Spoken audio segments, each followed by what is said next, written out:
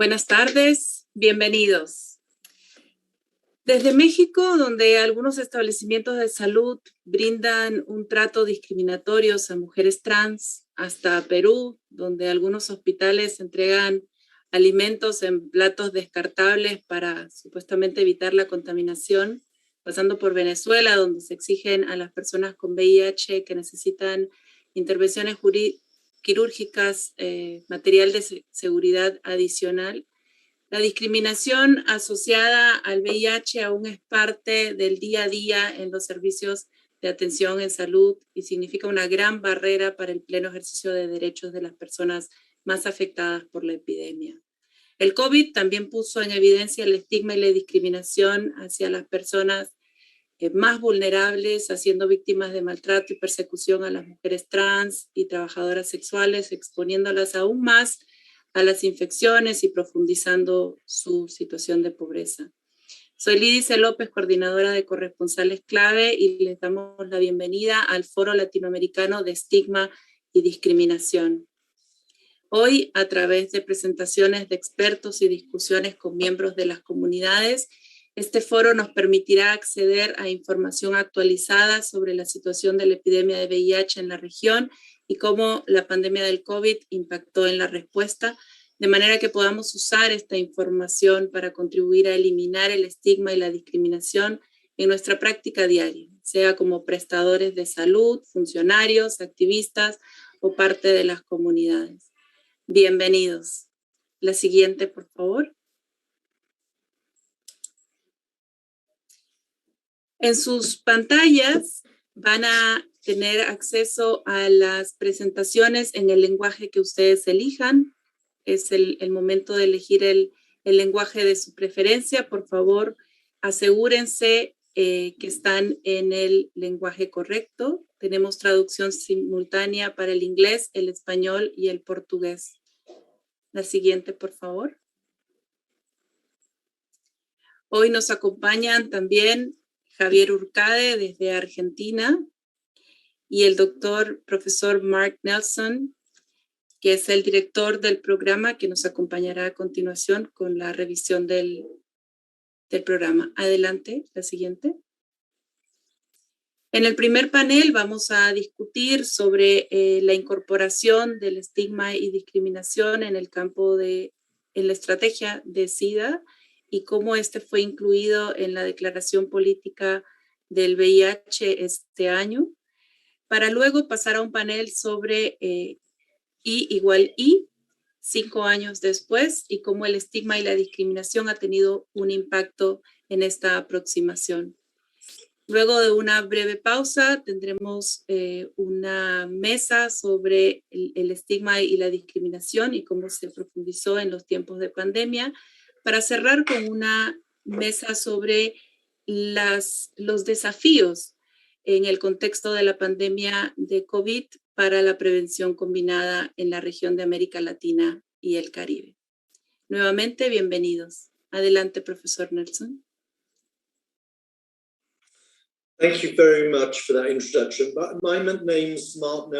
Muchas gracias por la presentación.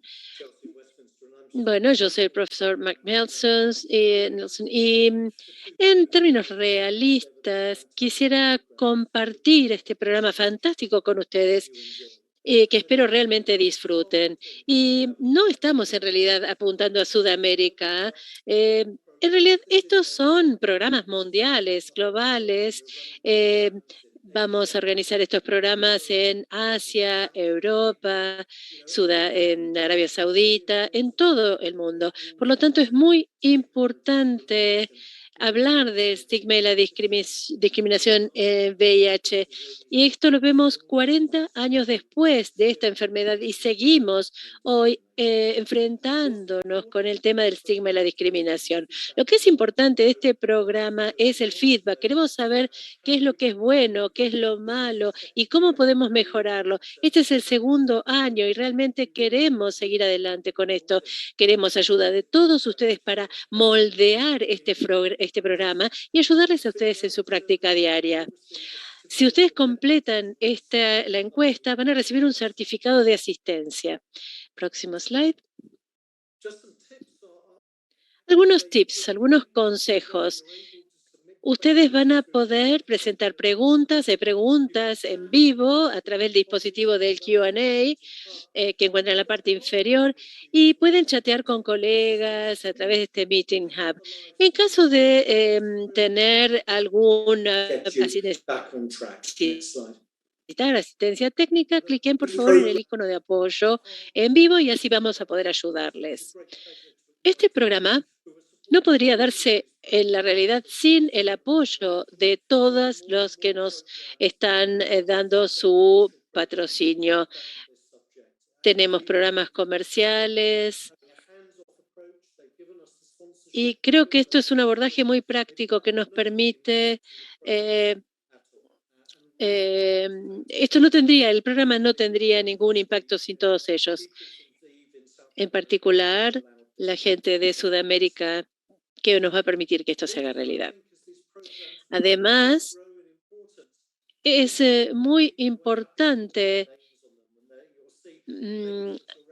ver estos nombres y podemos reconocer a todos estos nombres de Sudamérica, gente como de San Francisco, ONU-SIDA.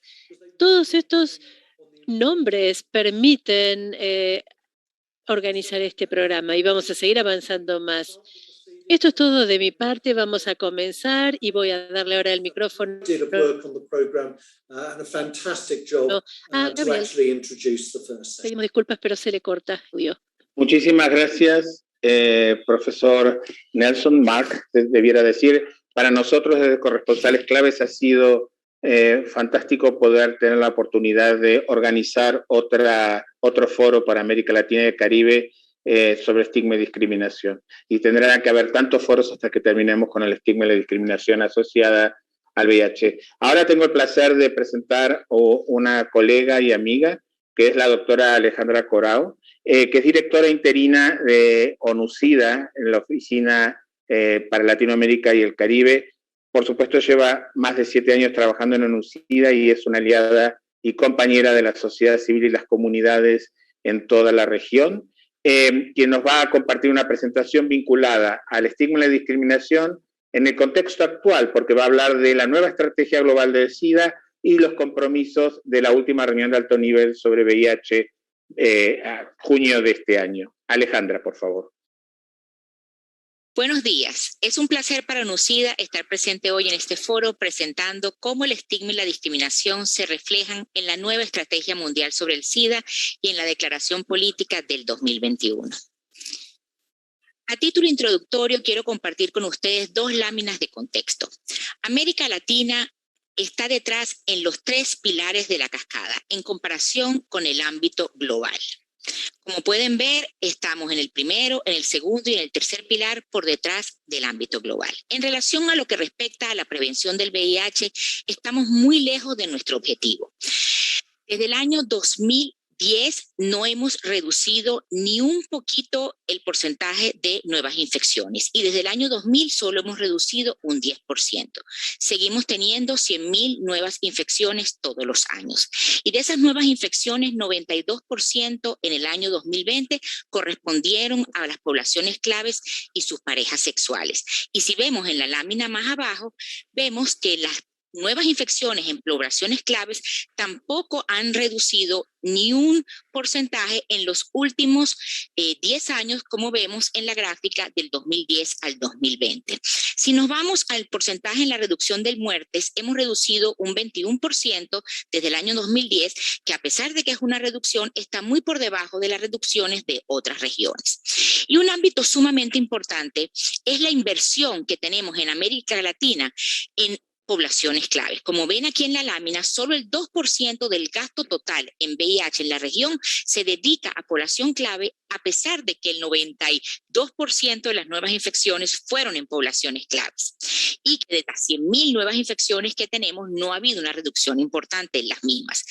Y de ese porcentaje que se invierte en poblaciones claves, casi todo ese porcentaje proviene de donantes como Fondo Mundial y PEPFAR, a pesar de que la inversión de estos dos donantes es realmente muy pequeña en nuestra región. ONU-SIDA, desde hace mucho tiempo, con participación de la sociedad civil, ha hecho un llamado intenso para realmente focalizar programas de prevención en donde realmente son necesarios, como son las poblaciones claves y vulnerables de nuestra región, pero evidente todavía hay mucho trabajo por hacer. La segunda lámina que quiero compartir con ustedes son los desafíos. Tenemos muchos logros y sabemos que ha habido un liderazgo político y compromiso importante en la respuesta al VIH en América Latina en los últimos años. Quiero rescatar, por ejemplo, uno. En los últimos 18 meses de pandemia, la región ha implementado para diciembre del 2020 la dispensación multimes de medicamentos antirretrovirales, incluido 13 países que lo hicieron durante la pandemia.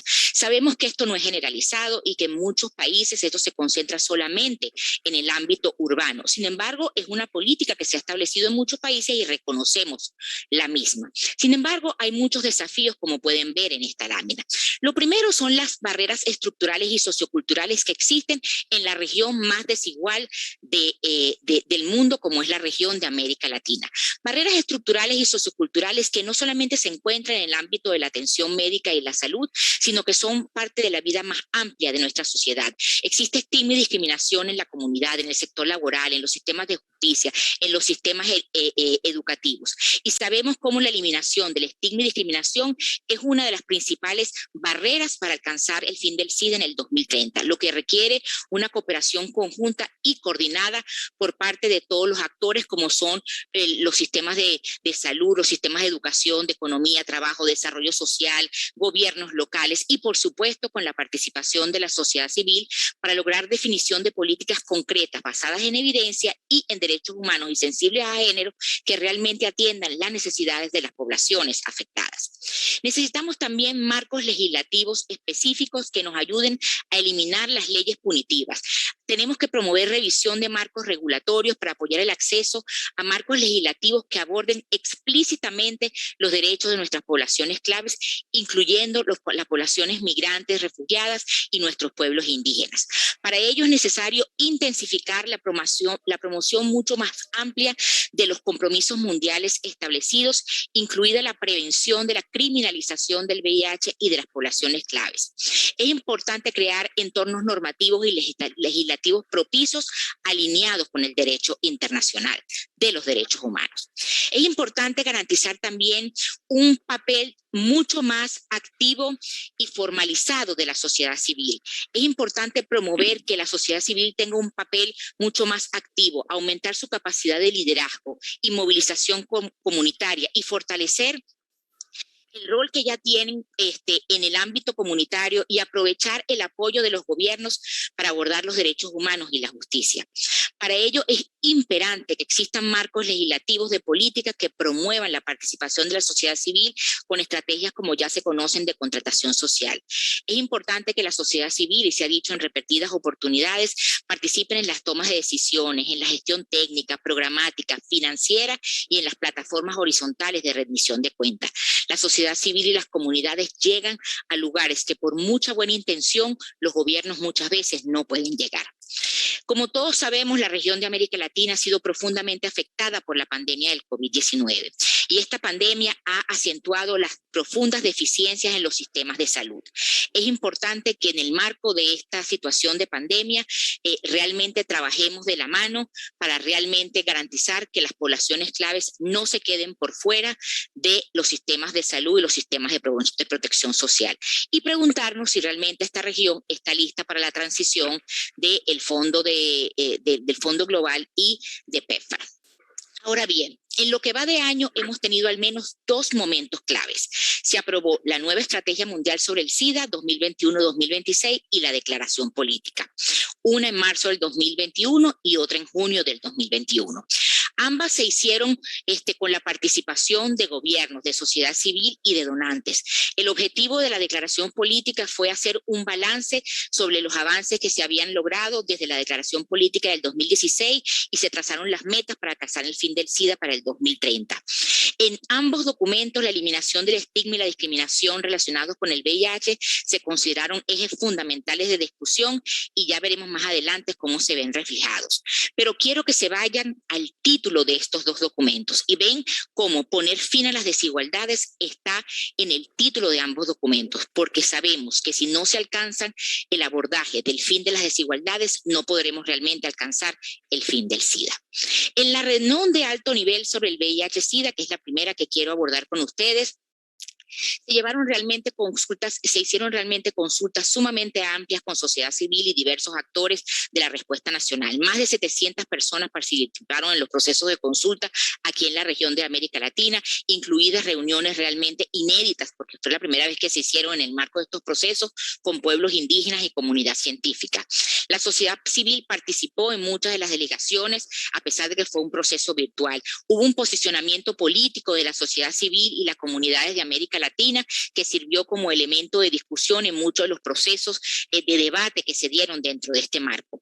La declaración política como producto final fue el resultado de negociaciones y deliberaciones entre los diferentes gobiernos y realmente América Latina jugó un rol bastante progresista en las discusiones de la misma. El estigma y la discriminación, así como otros habilitadores sociales, se abordan directamente en el texto de la declaración política, como pueden ver. En el párrafo 61.e en relación al acceso a los servicios de diagnóstico y tratamiento, y en el párrafo 65e en el cual los países se comprometen a la eliminación de la estigmatización y la discriminación, no solo hacia las poblaciones que viven con VIH, sino también hacia las poblaciones claves. Y a pesar de que logramos incorporar el tema de estigma y discriminación dentro de la declaración política, también considero que es importante que dentro de este espacio reconozcamos que pudo haber sido mucho mejor. Y por eso quise redactar este texto donde como ONU-SIDA, a pesar de que acogemos con agrado los compromisos que se establecieron, reconocemos que podrían haber sido mucho más firmes en materia de educación integral sobre la sexualidad, salud, derechos sexuales y reproductivos, que el tema de orientación sexual, identidad de género podían haber sido mejor manejados, que hay una aceptación no cualificada de opciones de prevención de VIH basadas en pruebas como por ejemplo la reducción de daño, que no hay un llamamiento a la descriminalización de la transmisión del VIH de manera específica ni del trabajo sexual, que el consumo de drogas y las leyes que criminalizan las relaciones sexuales entre personas del mismo sexo no aparece, que podría haber una mayor flexibilización de las reglas de propiedad intelectual para el acceso a los medicamentos, las vacunas y las tecnologías que salvan vidas, y no se logró eso en la declaración política, que además pudo haber un reflejo mucho más sólido en materia de poblaciones claves. La palabra población clave solo aparece 4 veces en la declaración política y en 2 de estas no se desglosan. En el capítulo sobre pruebas, tratamiento y supresión viral del VIH no se refiere específicamente a poblaciones claves. En el capítulo de igualdad de género y empoderamiento de las mujeres y las niñas se habla sobre violencia, pero no sobre violencia contra las personas que viven con VIH y los grupos LGBTI inmigrantes. En el capítulo sobre realización de derechos humanos y la eliminación del estigma y la discriminación se refiere a personas que viven con VIH, pero no específicamente a poblaciones claves. Entonces sabemos que la declaración política pudiese haber sido más fuerte en algunos aspectos, pero también sabemos que tiene puntos y elementos muy sólidos y de ahí nos podemos atajar. Pero también sabemos que la declaración política no es un documento vinculante. Y en este sentido, quiero llevarlos a que dediquemos unos minutos a la estrategia global del SIDA, porque desde el punto de vista de planificación estratégica e implementación operacional, ese debe ser nuestro documento madre en el camino hacia el 2025 y más allá, porque realmente ese sí es un documento que fue aprobado por todos los Estados miembros en nuestro PCB, y realmente ese sí es un documento que incluye todo lo que no incluyó la declaración política.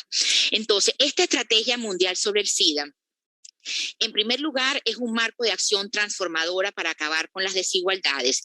Tiene 3 grandes áreas. Una primera área de prioridad estratégica que va dirigida a maximizar la equidad y la igualdad, donde se abordan todo lo que son los servicios de prevención, pruebas, tratamiento. Una segunda área de prioridad estratégica donde se derriban todo lo que son las barreras que impiden los resultados del VIH. Y una tercera área de prioridad estratégica donde se aborda todo lo relacionado con los recursos necesarios para mantener una respuesta eficaz al VIH. En este sentido,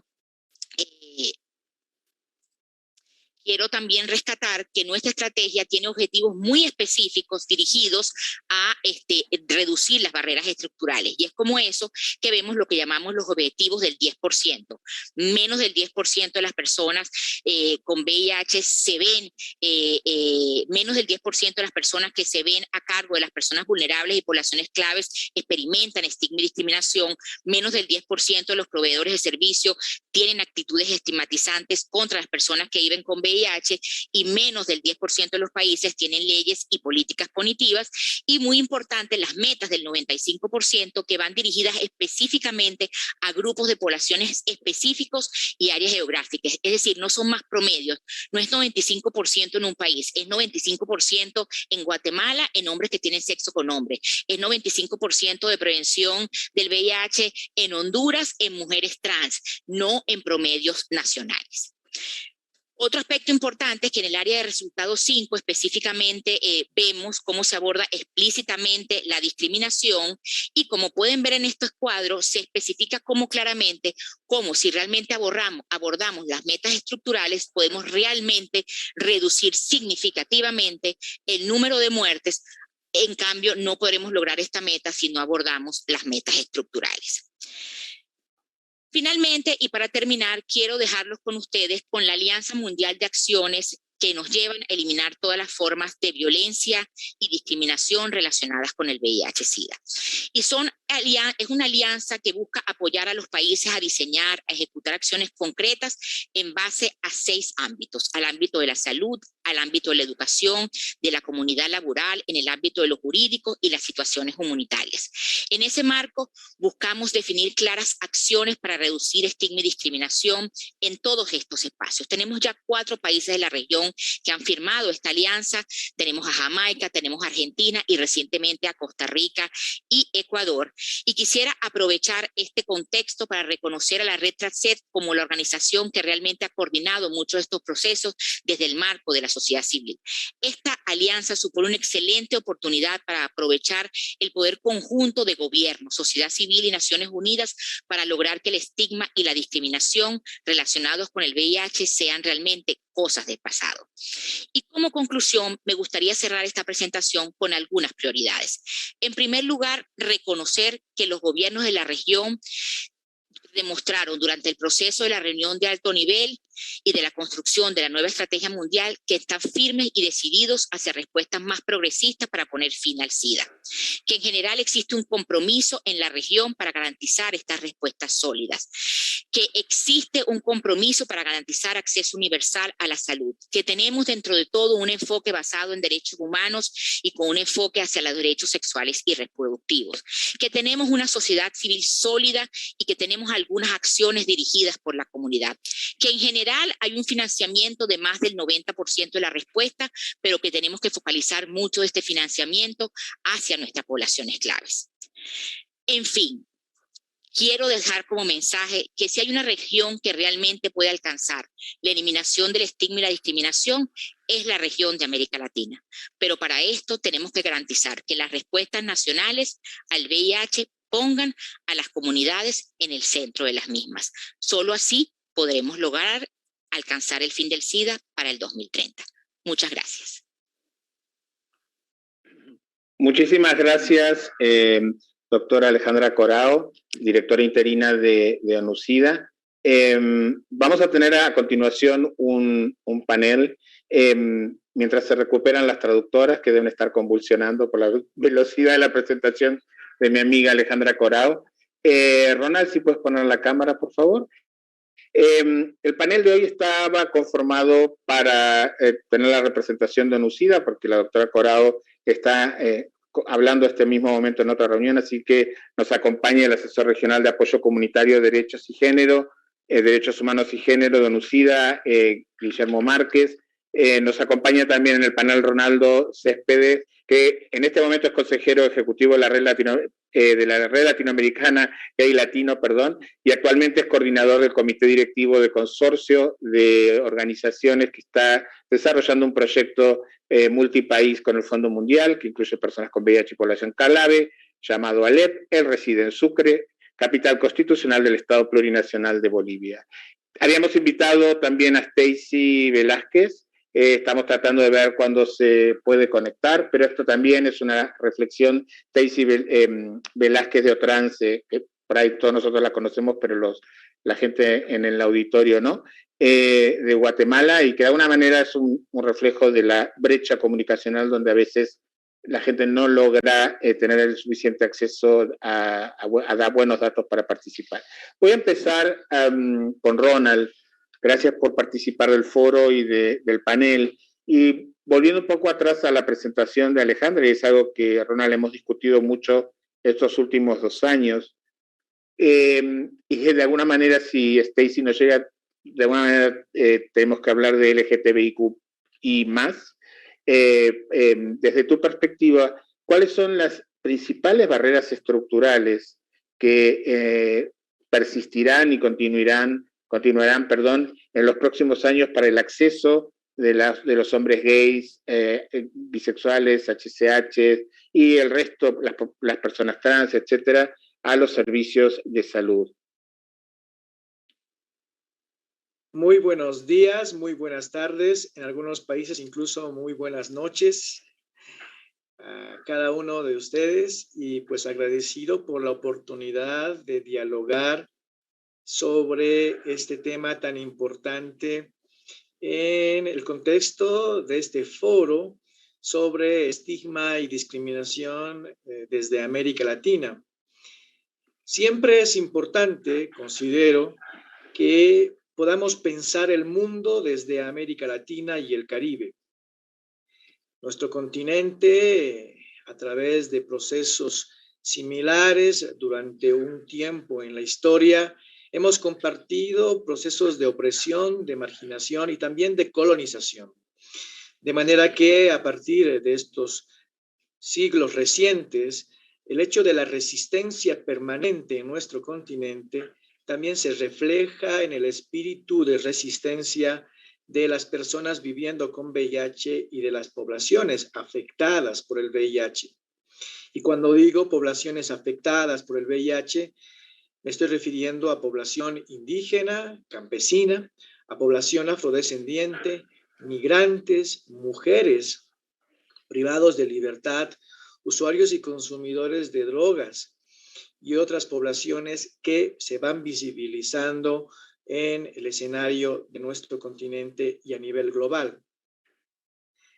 Algo que debería de contextualizar en la pregunta que haces, y te agradezco también, Javier, por ello, es que cuando hablamos de procesos estructurales, nos estamos refiriendo en términos no solamente sociales, sino también geopolíticos, a formas institucionales que, a pesar de las acciones que uno puede generar, ya sea como colectivo o a nivel individual, son formas estructurales que responden también a dinámicas históricas. Y no solamente entender lo histórico en términos políticos, sino también económicos. Y lo que ha venido también a demostrar el contexto de la sindemia por COVID-19 es que también no tenemos que descuidar que en la mirada de lo estructural también subsiste una posición estructural económica que repercute sobre la calidad de vida de las personas. En general, cuando uno lee, por ejemplo, la resolución de la ONU sobre la declaración política del VIH, uno siente que es una vez más un documento de muy buenas intenciones y que cae en el mismo error que hemos visto con otras declaraciones similares en el contexto de la respuesta al VIH, que no toma los elementos objetivos que realmente afectan a dar una respuesta a mediano o largo plazo respecto al VIH y la necesidad de entender estas dinámicas estructurales que repercuten en la respuesta interseccional, intercultural e intergeneracional sobre aquello que nos compete cuando hablo del VIH. Y es que podemos citar, por un lado, que estamos en un momento en el cual, y lo hemos visto con esta declaración, hay la emergencia de un discurso conservador dentro de espacios globales que intentan frenar declaraciones mucho más radicales o mucho más determinadas sobre cómo abordar la respuesta al VIH. Y Ronald, de hecho, si me permites que te interrumpa, estamos de acuerdo totalmente, pero estamos yendo hacia un lugar donde la declaración política ya fue firmada y aprobada y acompañada por Bolivia, Guatemala, Argentina, etcétera. Quizás en el mundo más concreto y real, que tienen relaciones sexuales con otros hombres, la comunidad de las personas trans, las trabajadoras sexuales, siguen teniendo serios problemas de barreras estructurales. ¿Cómo logramos cumplir las metas para el 2025? Porque ya los países se comprometieron. Si te ocurre así como concretamente en 2 minutos darnos algunas pistas de cuáles son las barreras estructurales en las que podemos hacer una diferencia como sociedad civil en los próximos 4 años y medio. Podría empezar en ese sentido, Javier, de fortalecer la línea de la educación. En América Latina, puesto que este foro está vinculado con América Latina en general, si algo hemos visto como necesario es que nuestras poblaciones tienen que acceder cada vez y con mayor fuerza a espacios educativos que les permita también adquirir mayores competencias en cuanto a su cualificación, profesionalización y además incluso romper las barreras del analfabetismo, de la limitación de acceso a los recursos y de otras variables que repercuten ciertamente en el contexto de nuestro continente. Y, por otro lado, el fortalecimiento a las redes regionales o a las redes locales de cada país podría ser un factor importante.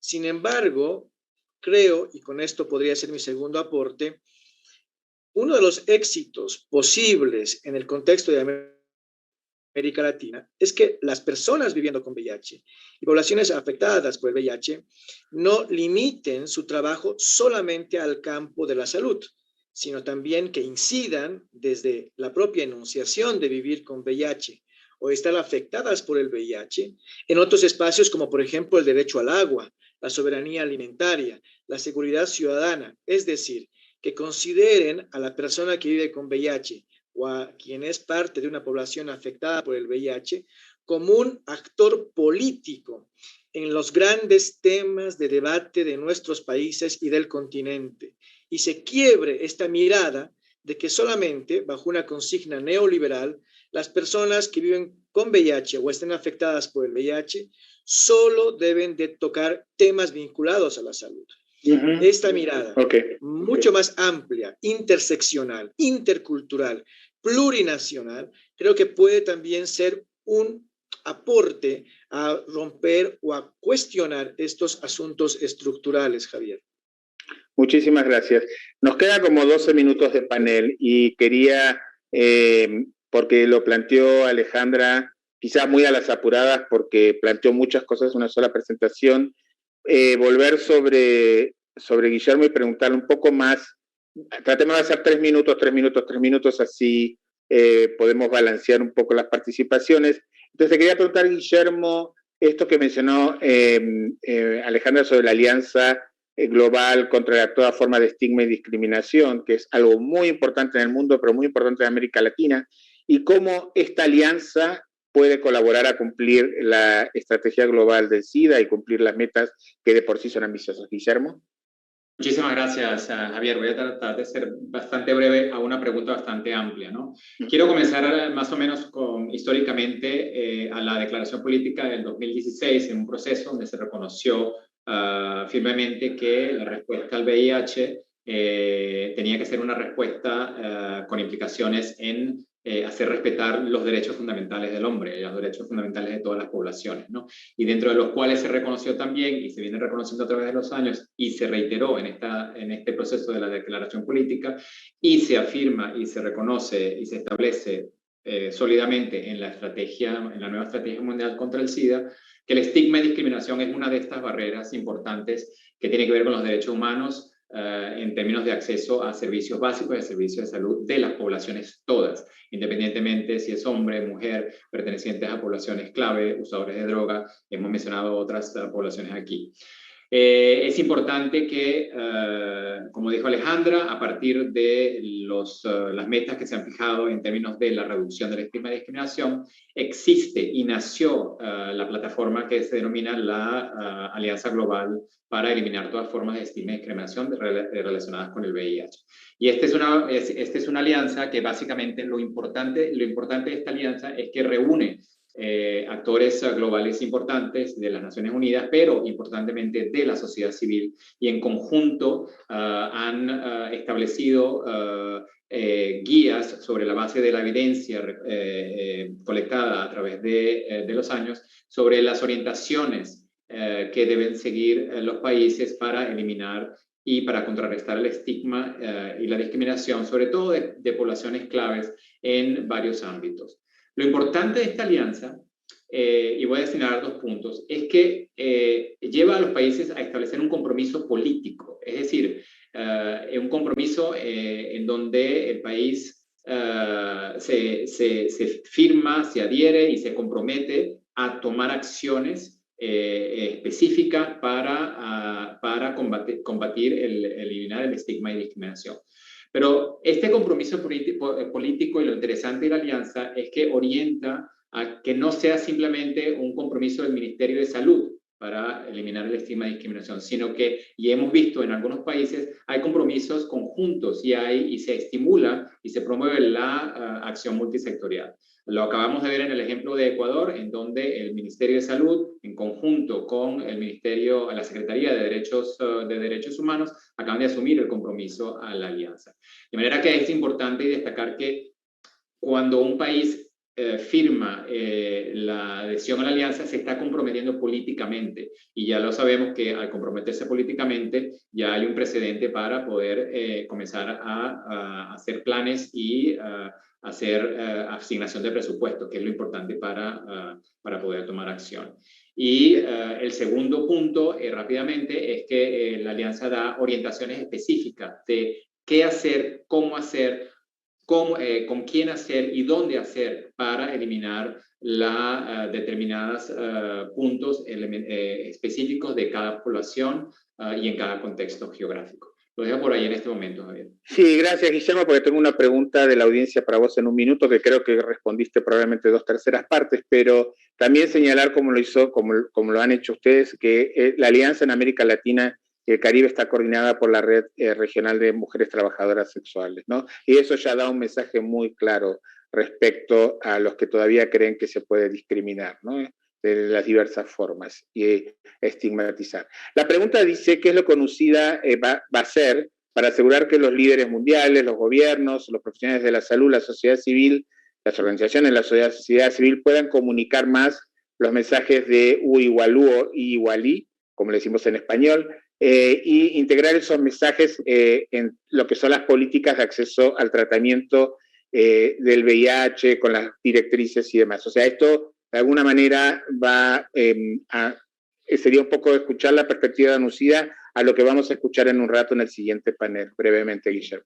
Sí, efectivamente. Bueno, yo creo que este es uno de los componentes dentro de los cuales que se integra dentro del mandato de UNUCIDA en términos de asegurar de que la estrategia y que los países adopten las políticas, las medidas que transformen sus marcos legislativos, que se aseguren que dentro de los marcos de acciones biomédicas estén a la actualidad de todos los avances tecnológicos y científicos más actuales, ¿no?